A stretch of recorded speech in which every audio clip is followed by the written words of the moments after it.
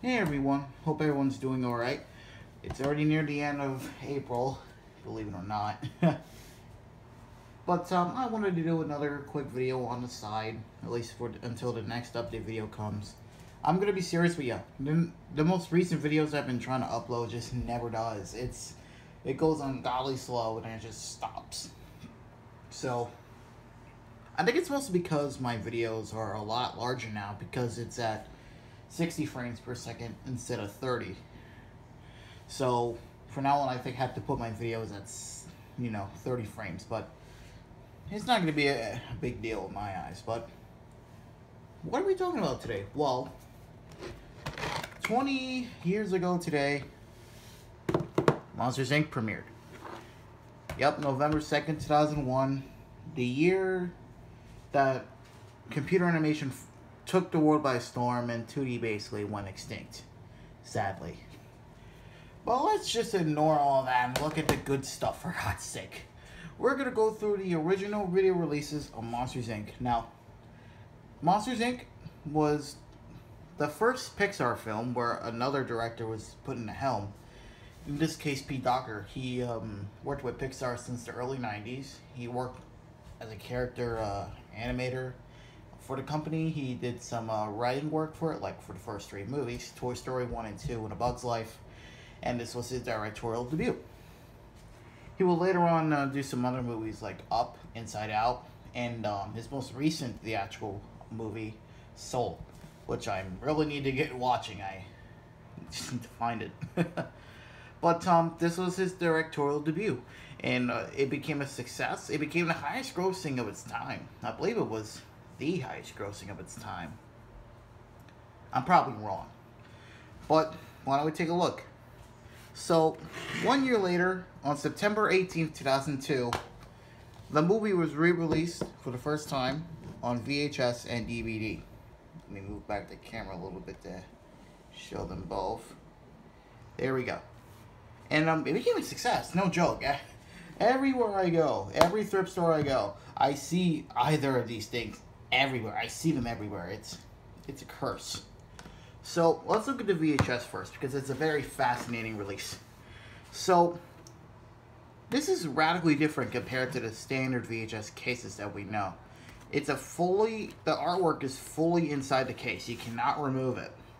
The whole case is transparent as well.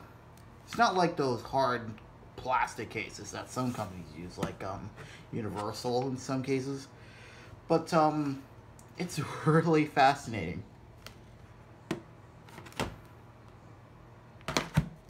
And as it is VHS, and it's from Pixar, is fully reframed from the original theatrical elements, well, from the digital source, and it's in full screen.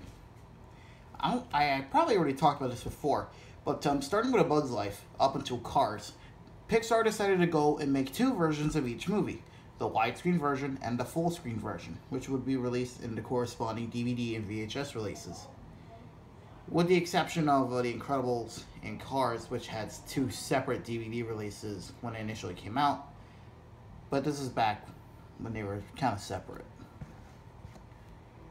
The most notable about the VHS here is that it comes with a bunch of bonus features, actually.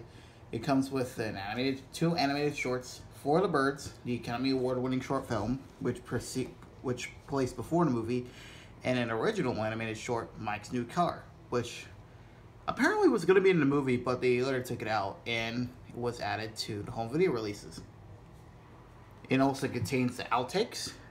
Of course, this, A Bug's Life, and Toy Story 2 were the 3 movies that had them.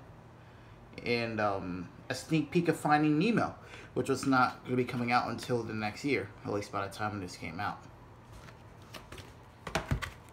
Now, another notable thing about this VHS, it's blue. Just saying this always makes me laugh. I mean, it makes sense. They made it to match Sully's fur, of course. So this is not only a nice novelty, but it makes sense. So yeah, here's the label. My copy was printed June 24th, 2002. Now, if you remember, I used to own a Canadian copy years ago, but that unfortunately got worn out. But No matter. I still have this one. Oh, I'm gonna forget about this. The inside artwork contains an entirely character spread of all the characters. Well, most of the main ones, with their signatures intact. So Pixar really cares about their customers, if you really think about it. And of course, released on the same time, we got the DVD, released on the same day. And the most notable thing about it is that this was one of Pixar's earliest 2-disc sets.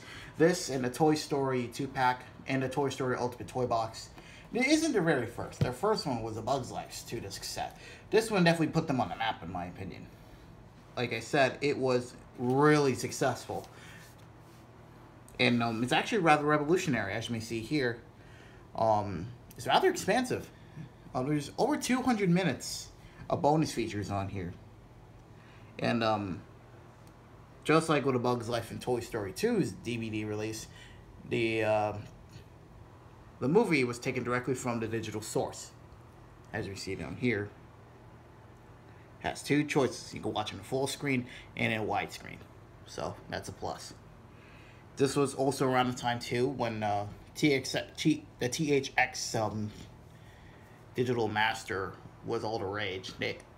Most people started using it back in the 90s, and then finally definitely blew up in the 2000s.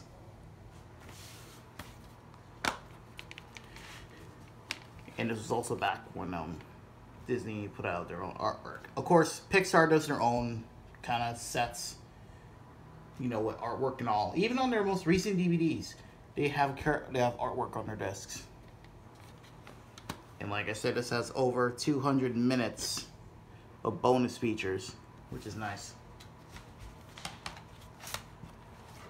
And as it is a DVD release, it has a little insert, being the what's it called? The navigational overview, basically. So yeah, here's what it has on the first disc. It talks about the specs.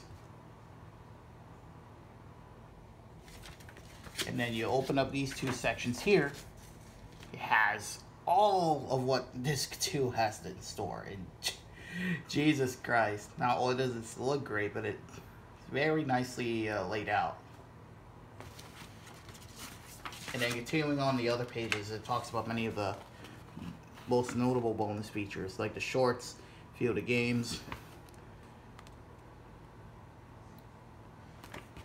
And on the back, the last page, just like the VHS, has all the characters. Well, the characters from the VHS slid here. And on the back, it just basically contains the credits and some other mumbo jumbo.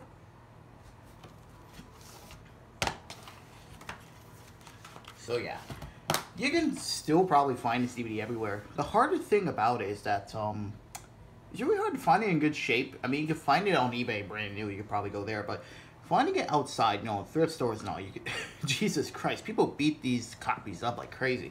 I was able to find one recently in great shape. So, there we go.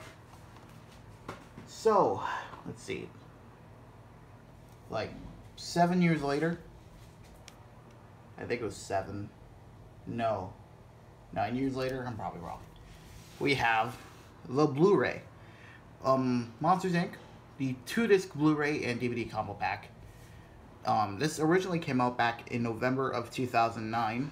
I believe it came out the same day as Up was released onto Blu-ray, which makes sense. As I said, Pete Docter directed both movies. So, this was, I believe, one of Pixar's first of their earlier releases where it was ported to Blu-ray. So, this was a really big deal for many who were upgrading to Blu-ray. I mean, this was only like, what, 3 years since Blu-ray was released and Pixar was already going nuts. Now, the version I have is a bit of a later pressing, as you may see from the layout. As you see up here, has that navigational disc thing here. I'm sorry, but yeah. The disc's inside the original, but seriously, it looks great on Blu-ray. Pixar knows how to release their movies on Blu-ray. I don't know how the hell they do it, but they know how to make them look as beautiful and as sharp as usual. I mean, you seen their 4K releases? They're magnificent. Well, some of them are. Some of their earlier movies on there don't look as great. I mean, they still look good, but, you know, a little bit more on the contrast. But, like I said, this is a 2-disc Blu-ray set. This was around the time when Pixar was starting to do their 2-disc sets. This and Up. Some of the earlier ones, even A Bug's Life. This, yeah, see, A Bug's Life, Cars, Ratatouille, and the Pixar Short Films Collection Volume 1. They were single-disc sets. But they were packed to the brim with bonus features. Of course, the benefit for Blu-ray, not only because of having high-definition video, it can hold a lot more compared to DVD. A dual-layer disc can hold 15 gigabytes of data. 50. That's impressive. So yeah, here's disc 1, disc 2, and the DVD. Now, originally, this would have came with the original DVD. Literally, the first disc. Later versions would have a much later version of a single disc version of Monsters, Inc. Around the time when the movie was getting re-released into Disney Digital 3D in 2012, they put out a 3D Blu-ray Ultimate Collector's Edition set, and it would come with that version of the DVD. But what's nice about this release is that not only does it come with new bonus features, but it also contains all the bonus features, or at least nearly all of them, bundled onto the second disc, which is great. Most notably, the art gallery rescanned all of the artwork that was made for the movie, and they would basically rescan them for making them look sharper, you know, high definition. The new bonus features are pretty good, though. The Filmmakers Roundtable, that's really nice. The audio commentary from the DVD is here, too. And it definitely sounds like it's from the DVD because when Pete Docter introduces himself, he says, "Welcome to the audio commentary of the DVDs." It's still nice that they have it here. It also has a bonus feature for Monsters, Inc. Ride and Go Seek. It was, at the time, a new ride at Tokyo Disneyland. And comes with For the Birds and Mike's new car. Once again, take it from the original source for HD. And overall, I really recommend getting this. It's a wonderful release. And as of now, I believe 2019, or was it 2020, Monsters, Inc. was re-released onto 4K, so you have your options. But that's pretty much it, folks. These are all the, practically nearly all the original releases of Monsters, Inc. So, like I said, I recommend you watch the movie. 20 years on, it's still one of Pixar's most best movies of all time. So, that's pretty much it. Hope you guys enjoyed the video. Hope you like, comment, and subscribe to the channel. And of course, take a look at my social media on Instagram, Twitter, DeviantArt, and Pixiv. Like I said, it's relatively new. Until then, hope you guys enjoy your spring.